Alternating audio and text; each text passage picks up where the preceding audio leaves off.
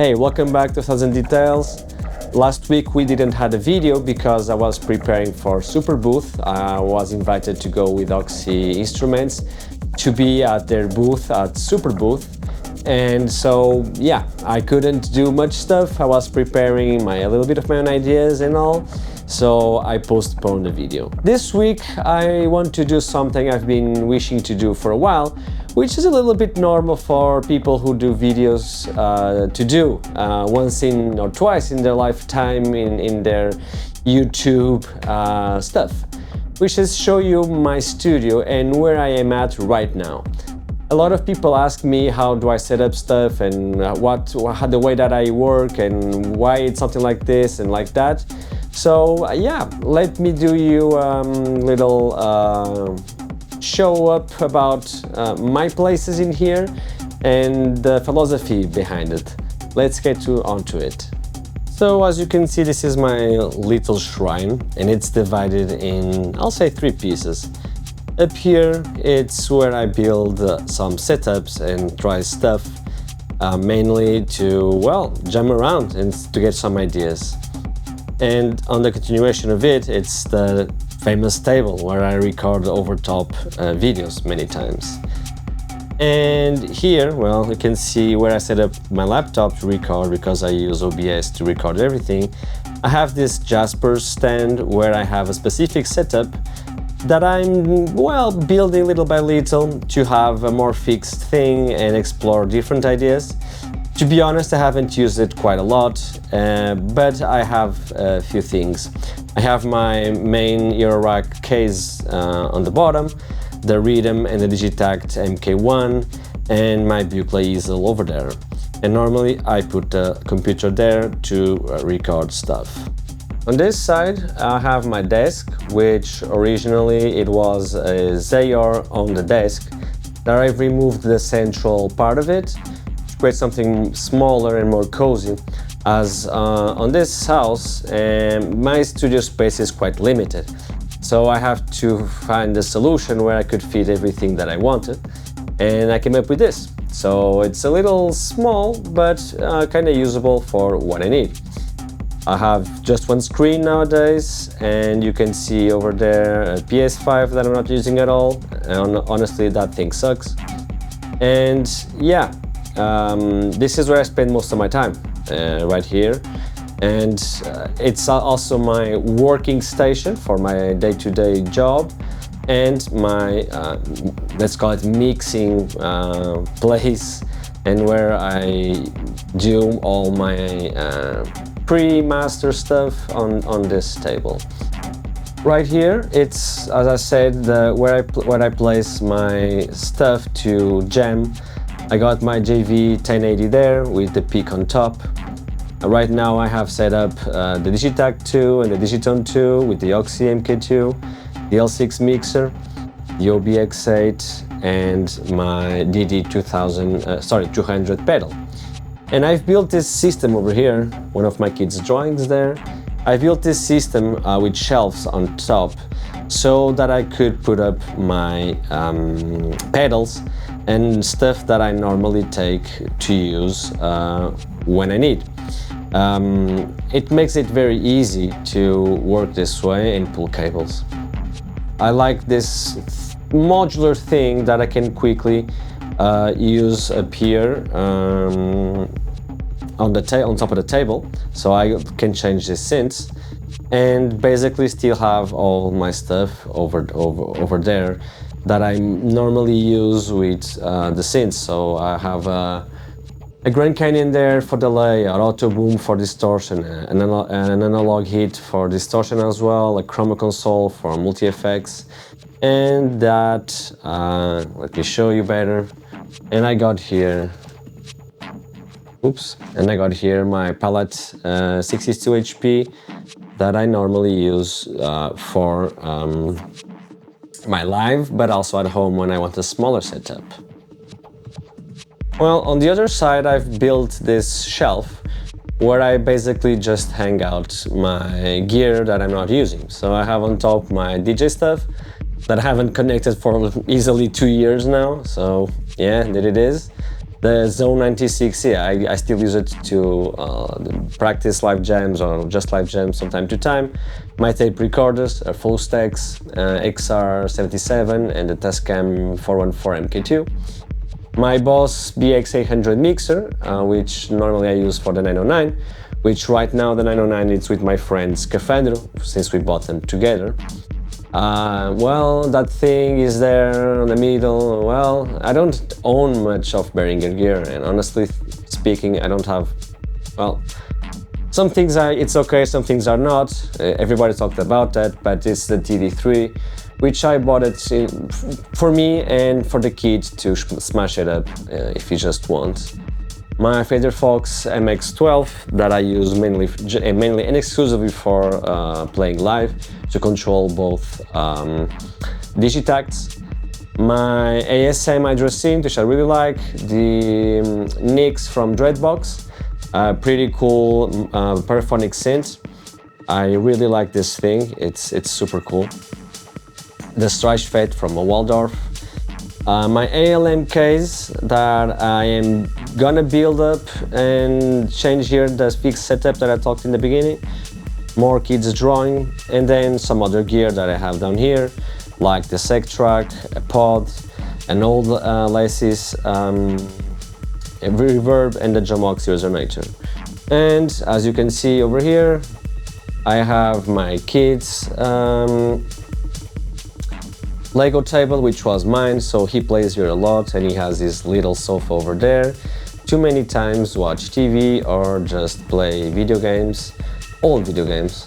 I unfortunately don't have space to put up my full console collection, but maybe one day, who knows. And yeah, and here another pod, as you can see. There's another pod here. With my Shackmat stuff and noise engineering. It's a more drum-based thing, but I'm gonna soon enough put it on the ALM case, which I really like. So yeah, it's coming. And close up on this side. On the close up on this side, I have, well, as I said, the bucle easel, the rhythm, the digitact, and my rack, which right now this rack is basically almost a semi-modular rack on a Roy, DFM, Atlantis, a few filters here and there, and then modulation, the Bastel Nail Trinity, which I really love. Shout out to the Bastel guys, you made an incredible piece. And yeah, and all the spaghetti over there. Now, something that I'm really proud of is when I built this table, this thing over here, I wanted to, well, it's still in progress because I want to hide these cables. It's not the best cable management ever, but yeah, it serves the purpose. You won't see them unless you bend down. But I've put all my RME UFX Plus, my Ferrofish Pulse 16MX underneath it because I barely touch them. They're just here. So that makes me have more room. And I think it's a clever solution. I also changed my PC, who died a few months ago. So I decided, well, it's time to go for a smaller case. So I did a smaller case, silent stuff, and I can fit things here without causing any issue. And on the desk, you already seen this before. Well, I'm showing you things as they are. My ICOS stuff and my Velo stuff, so yeah. DP4 over here, Quadreverb, amazing piece. Another Ferrofish Pulse 16MX to connect all the outboard. And over here you have basically my GainLab Empress, lovely EQ, Fusion, Elysia Expressor, which is a compressor, and Character, which is a coloring unit. Well, maybe soon here I won't be able to put my ICOS stuff, and I want to basically add the last piece to my outboard and call it a day. Another important thing for me is to have a little bit of inspiring stuff on the studio. So I have this very old Apple stuff that I don't know why I like it. I like it a lot, so you can check here. It's a limited edition roadmap of Apple products until 2012, I think, or 2011, I'm not sure. So yeah, I like this stuff a lot. I dig to have a few artistic stuff around. Kids' drawings, yay! And yeah, I think it's quite important. And now I want to show you the idea. I have a LED strip down there. I do like to work on a dark setting, mellow dark setting. I don't know why, but many of us prefer to work like this. Others prefer a lot of light.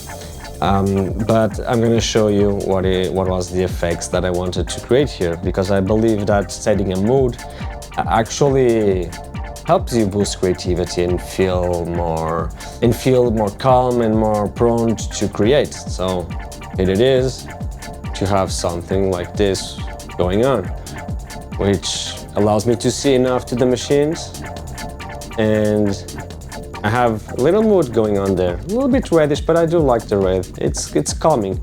I know people say the red light is aggressive, but I don't believe so. To me, kind of relaxes me and makes me calm. And yeah, that's basically it. Well, so you can see, you can build cool stuff on a small space. Nowadays I have to share this room with my wife's jewelry workshop. She's a jewelry designer, so we had to split this in two. I used to have more space. I had a Jaspers. Let me see, maybe I'll find some pictures and I'll put them here of my old studios that I had between time in different houses.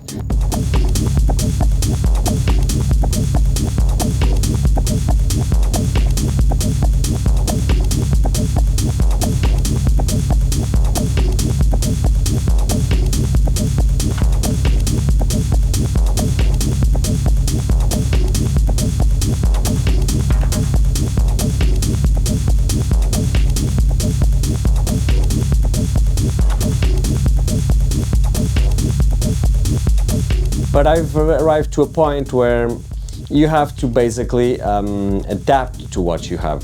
So going vertical is a good way to save space. That's what I did with the shelf where I have my synth. That's why I still have a Jaspers that I can build vertically. And try to maximize the most space possible. My future goals is to remove that television from there and build another table for the kid. He's always asking me to use my stuff, so I might build him a small setup when he's more focused on wanting to do stuff. Right now it's still hectic with everything is new. But yeah, it's possible. And I don't regret in any way to have reduced space, because one of the things that I really think and believe helps is to limit yourself. And limitations many times improve and increase your creativity. That's why I like to build small setups as the one that I have back there. And I don't even say it's that small, because you have at least 5 synths there. 4 synths, sorry, and 1 drum machine. So yeah, still I have plenty of space to create stuff there, but honestly, limitations and be able to create small setups to explore different ideas, very cool. Hence why I separated things with the Jasper and the table behind me. The Jasper idea, it's something that I've been trying to build with time. I want to explore to do different sounds other than techno, which I'm known for and that I love.